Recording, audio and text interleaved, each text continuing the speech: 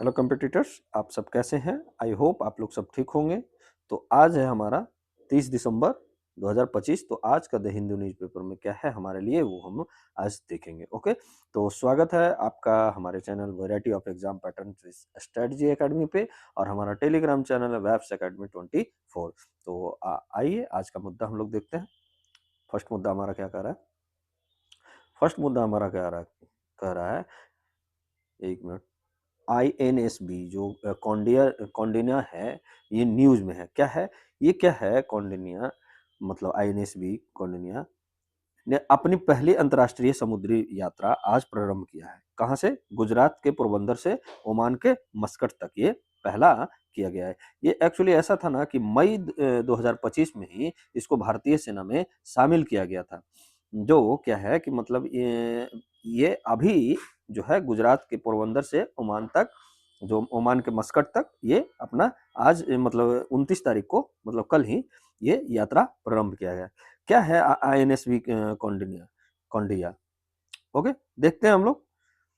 तो ये क्या है कि आईएनएसवी जो कौंडिन्या है, ये है क्या कि भारतीय नौसेना का एक विशेष पारंपरिक नौकायान पोत है, जिसे प्राचीन भारतीय स्टिच्ड शिप तकनीक, मतलब सिला हुआ जहाज से बनाया गया है।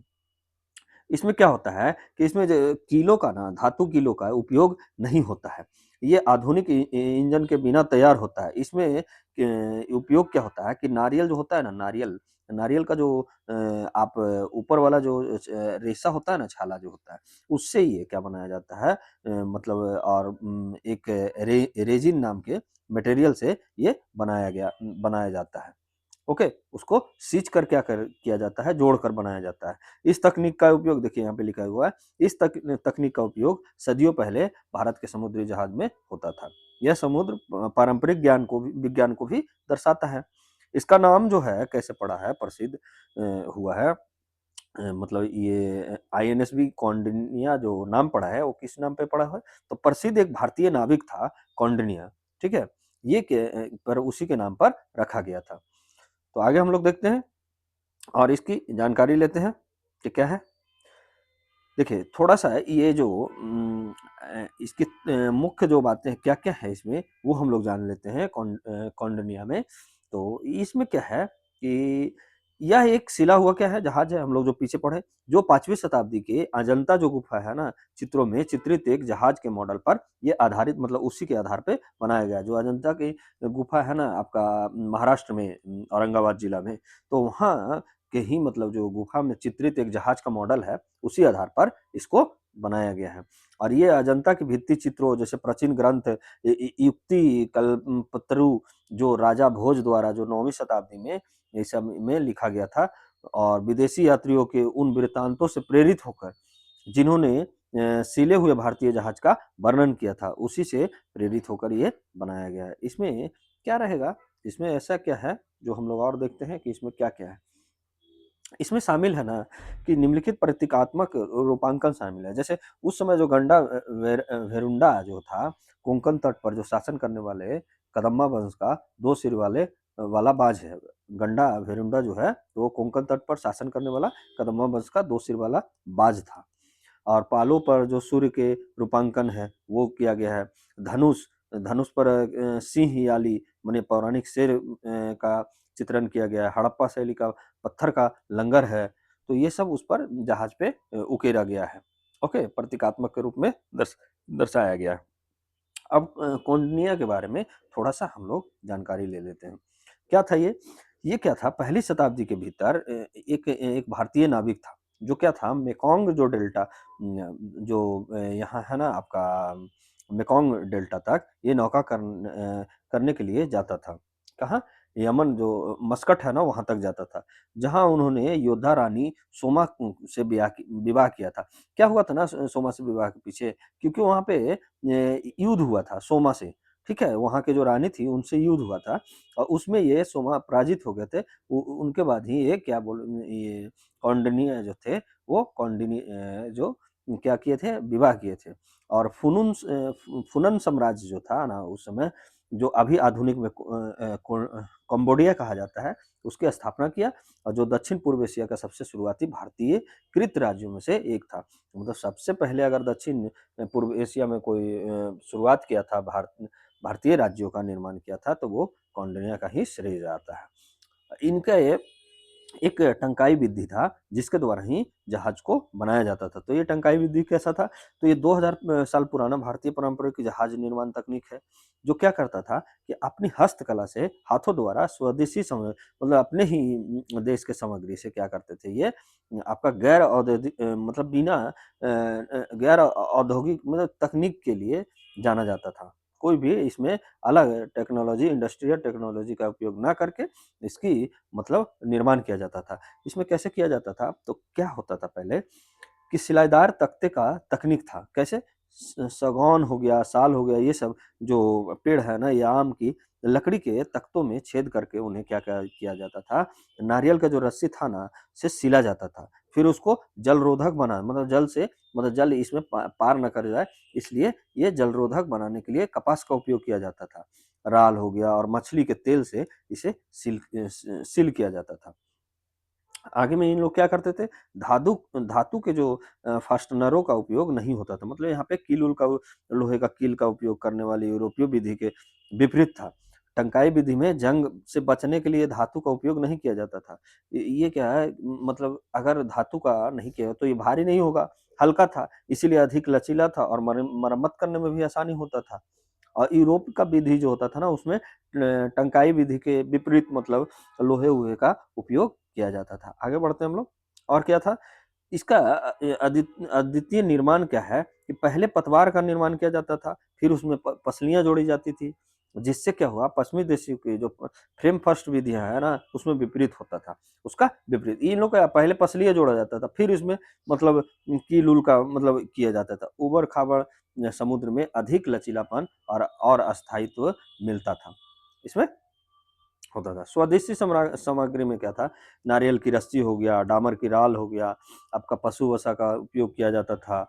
ये सभी समुद्री जल के प्रति प्रतिरोधी था। ओके? अब इसका आईएनएसवी जो कौंडन्य है, उसका महत्व क्या है, इम्पोर्टेंस क्या है? तो ये हमारा क्या करेगा कि प्राचीन समुद्री विरासत का जीवन मतलब प्रदर्शित करेगा। कब से? कि ये क्या हो गया कि भारत के प्राचीन जहाज निर्माण परंपरा को लगभग 5वीं शताब्दी पर आधारित है, जिसको सिला हुआ जहाज का जो था और जो अजंता की गुफाओं के चित्रकला में दर्शाया गया जहाजों से डिजाइन से प्रेरित होकर इसको बनाया गया है। तो जो हमारा प्राचीन समुद्री विरासत का जीवन कैसा था, उसको ये एक पुनर्जीवन देने में सहायता प्रदान करेगा।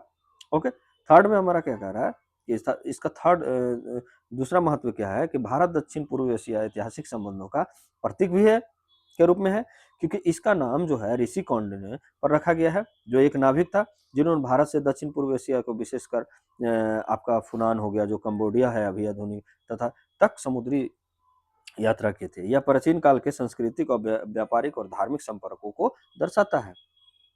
सॉफ्ट पावर और सांस्कृतिक कूटनीति में भी हमें सहायता प्रदान करेगा। कैसे? कि ये क्या करेगा, समुद्री यात्राएँ जो है कौंडिन्य का आईएनएसवी कौंडिन्य की समुद्री यात्राएँ भारत की संस्कृति कूटनीति को मजबूत करती है। एशियान देशों के साथ ऐतिहासिक जुड़ाव को और भी रेखांकित करेगा। ओके? कि पहले से ही हम लोग का एक संस्कृति को ऐतिहासिक जुड़ाव है हमारा, वो उसको दर्शाएगा। आत्मनिर्भर भारत और पारंपरिक ज्ञान को भी बढ़ावा देगा।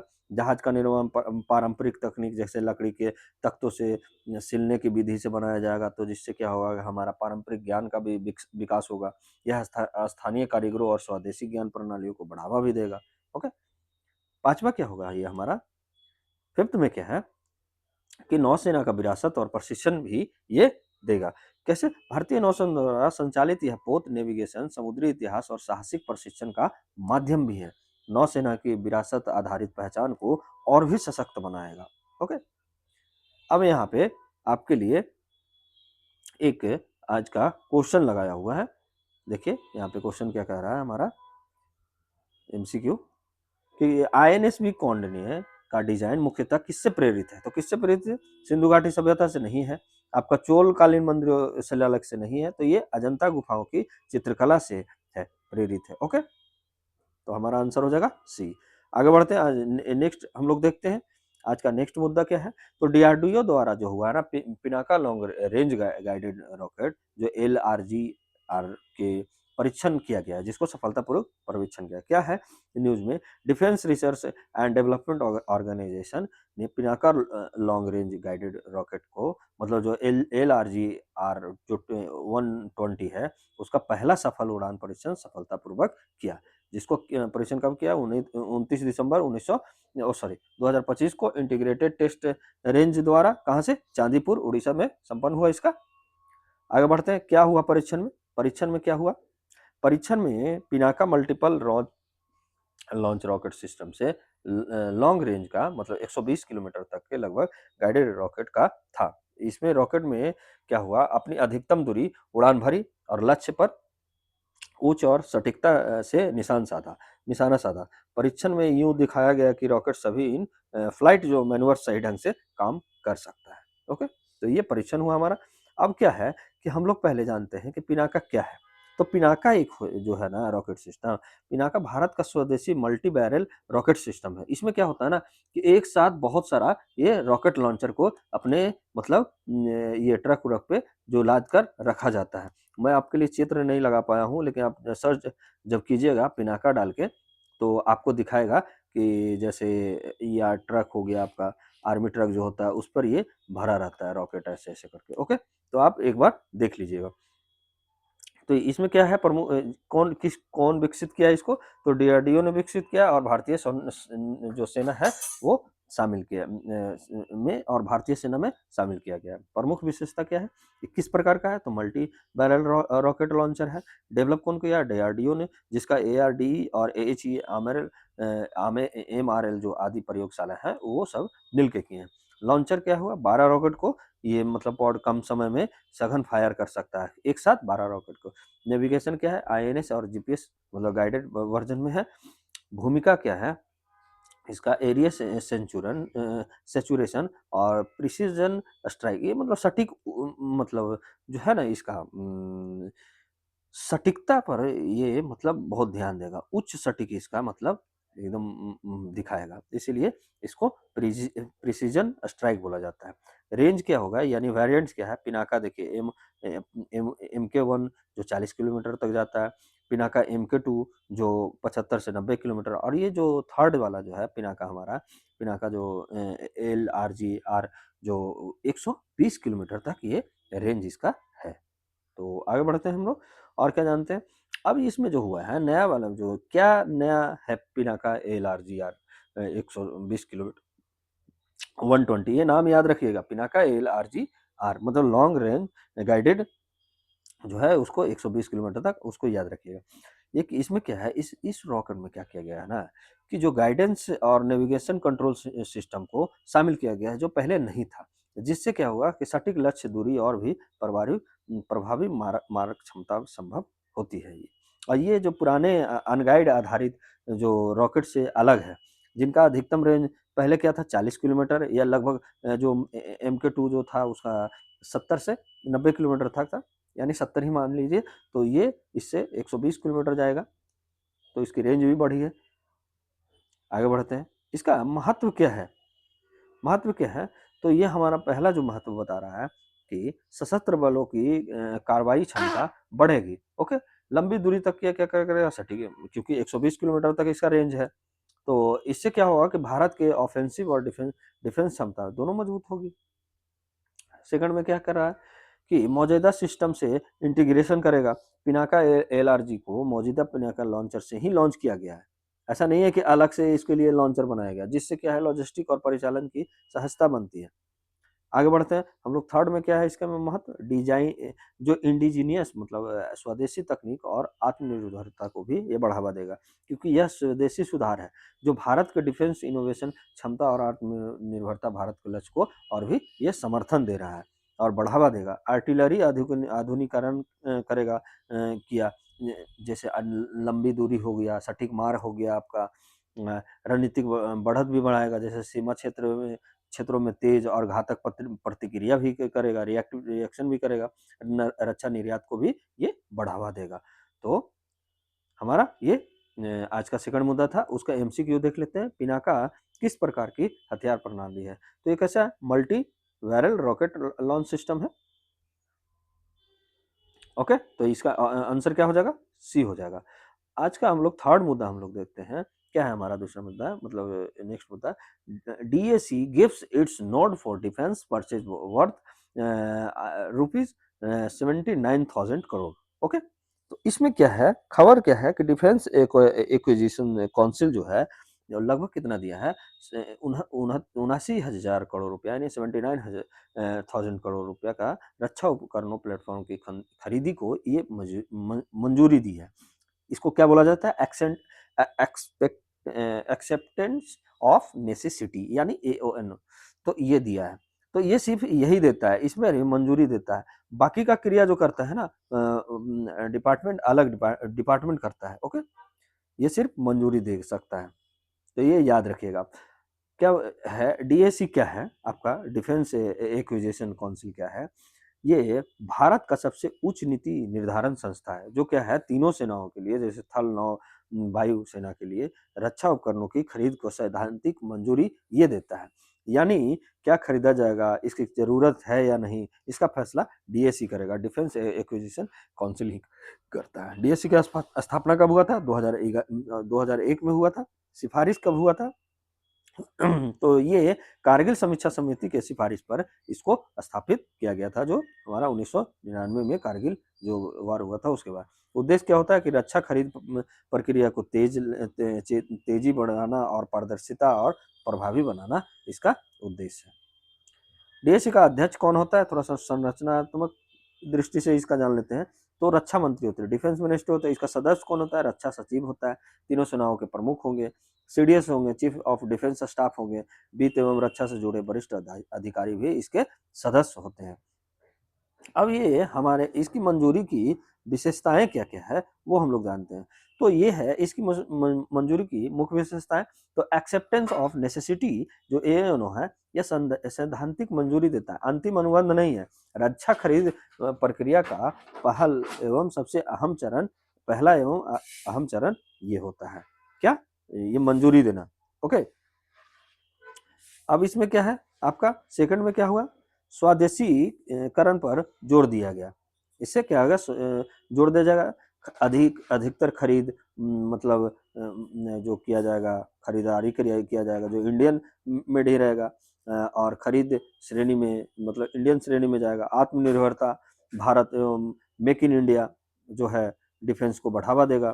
तीनों सेनाओं की जो क्षमता में वृद्धि करेगा, जैसे थल सेना के लिए रॉकेट आएगा, ड्रोन एवं एंटी ड्रोन सिस्टम बनाया जाएगा। नौसेना के लिए समुद्री निगरानी एवं संचार क्षमताओं को और भी बढ़ाएगा। वायुसेना के एयर टू एयर मिसाइल एवं प्रशिक्षण सिस्टम की खरीदारी किया जाएगा।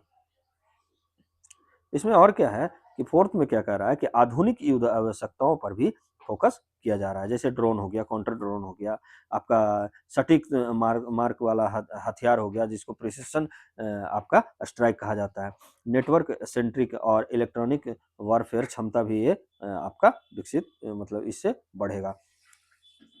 आपका ये पांचवा क्या कह रहा है कि रणनीतिक और सीमाही सुरक्षा भी, ये आपका रणनीतिक और सीमाही सुरक्षा में भी आपका अहम भूमिका निभाएगा। जैसे एलएसी एवं समुद्री क्षेत्र में बेहतरीन निगरानी हो पाएगा।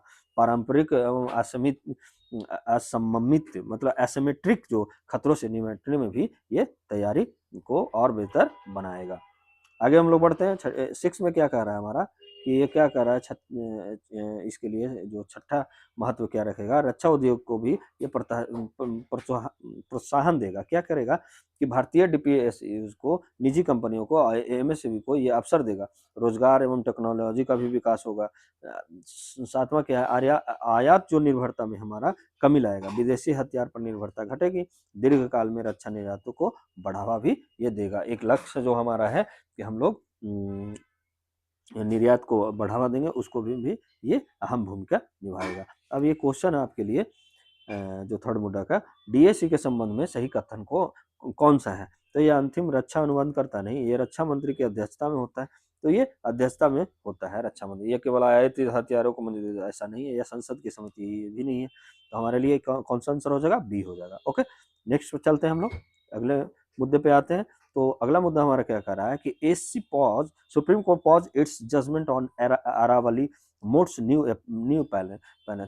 देखिए पहले जो सुप्रीम कोर्ट ने क्या कहा था ना कि 100 किलोमीटर तक जो भी अरावली का क्षेत्र रहेगा, मतलब अरावली के आसपास का क्षेत्र है, उसी को क्या बोला जाएगा, अरावली में अरावली घोषित किया जाएगा, और बाकी जो है अरावली उसको पहाड़ में गिनती नहीं किया जाएगा, पर्वतमाला में नहीं गिना। इसी के लिए क्या कहा कि वो अपना जो जजमेंट दिया था, ये परिभाषा जो किया था, उसको ये रोक दिया है। और अभी जो है क्या है, एक नया पैनल का गठित किया है, ताकि जो इतना प्रोटेस्ट जो चल रहा था ना, आंदोलन जो अभी हो रहा है आपको अरावली के लेके, और अन्य राज्यों में भी क्या है कि अलग अलग मतलब आपका कानून है पहाड़ों का और पर्वतमालों का, मतलब जो है परिभाषा का। तो देखते हैं क्या है, आगे चलते हैं। आपको मैं पीछे का जो कहानी, और ये मैं पहले भी करवा चुका हूँ, तो आप देख सकते हैं जाके, आज एक बार फिर से रिवीजन हो जाएगा।